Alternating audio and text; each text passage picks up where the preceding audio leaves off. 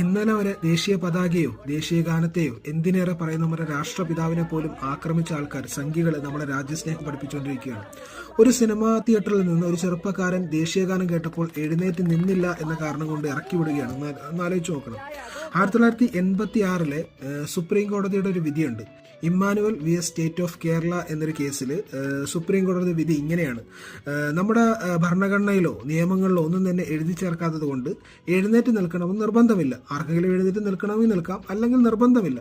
ഈ നിർബന്ധമായിട്ടുള്ള ഈ രാജ്യസ്നേഹം അടിച്ചേൽപ്പിക്കലുണ്ടല്ലോ, അത് സുപ്രീം കോടതി പോലും തള്ളിക്കളയുന്നുണ്ട്.